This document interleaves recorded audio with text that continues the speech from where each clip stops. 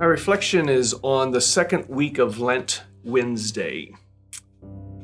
As Jesus was going up to Jerusalem, he took the 12 disciples aside by themselves, and he said to them on the way, "Behold, we are going up to Jerusalem, and the Son of Man will be handed over to the chief priests and the scribes. They will condemn him to death, and hand him over to the Gentiles to be mocked and scourged and crucified, and he will be raised on the third day." Then the mother of the sons of Zebedee approached Jesus with her sons and did him homage, wishing to ask him for something. He said to her, "What do you wish?" She answered him, "Command that these 2 sons of mine sit, one at your right and the other at your left in your kingdom." Jesus said in reply, "You do not know what you are asking. Can you drink the chalice that I am going to drink?" They said to him, "We can." He replied, "My chalice you will indeed drink, but to sit at my right and at my left, this is not mine to give, but is for those for whom it has been prepared by my Father." When the 10 heard this, they became indignant at the 2 brothers, but Jesus summoned them and said, "You know that the rulers of the Gentiles lord it over them, and the great ones make their authority over them felt. But it shall not be so among you. Rather, whoever wishes to be great among you shall be your servant. Whoever wishes to be first among you shall be your slave. Just so the Son of Man did not come to be served, but to serve, and to give his life as ransom for many."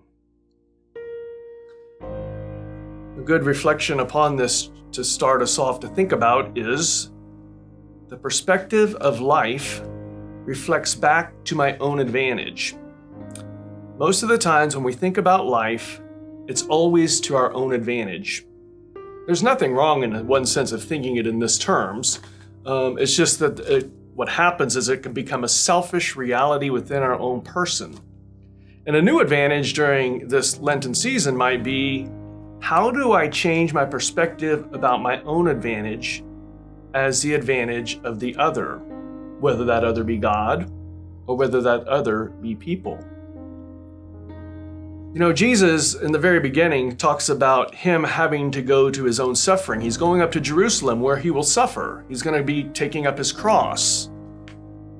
And in this, he'll find his resurrection. Now, somehow, in him giving himself over to the sufferings, the hardships of life, there is a reality, if he does it in a sense, the correct manner, resurrection life happens. The same happens with us. Can we begin to see our own lives not as an advantage of how I can get out of suffering, hardships, the pains of life, which we try to do so often? How do I get the best of life? But rather, maybe the perspective should be, how do I help others get the best of life? A different perspective, a different way of seeing it. Now, the mother of Zebedee's son doesn't ask for anything incorrect in a sense. I would like my sons to sit at your right and your left. Now, the other disciples hearing this are thinking, hey, I should have asked for that. What if Jesus gives it to them? I should have asked for that. And then they get in fact, I should have that right because I'm better than they are. Once again, my own advantage, my own way. Another response the disciples could have, I hope that they get that place. I hope that they're honored with that place. A new perspective, a new way of seeing.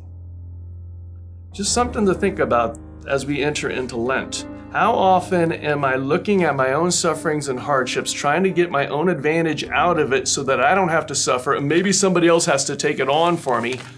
Or how am I also maybe taking on the sufferings of others and the hardships of others and helping them along the way? Jesus says, I have called you to serve one another, not to dominate over one another, not to be over others and master over others, but to serve one another. Somehow our viewpoint needs to be for others, giving ourselves in a manner that is helpful for others. They get the advantage, not myself. And it doesn't mean that we put ourselves down. It simply means as we value ourselves, we also value others. And as we value others, we also value ourselves. And somehow, by us giving ourselves to others in a manner that is for their good, we also value or get value from that action. Just a new perspective to think about during Lent, so that new resurrection life may happen. Too often, our perspective of life reflects back to our own advantage. Maybe this Lent we should say, how can I reflect back on other people's advantage? Many blessings upon you, and peace and all good.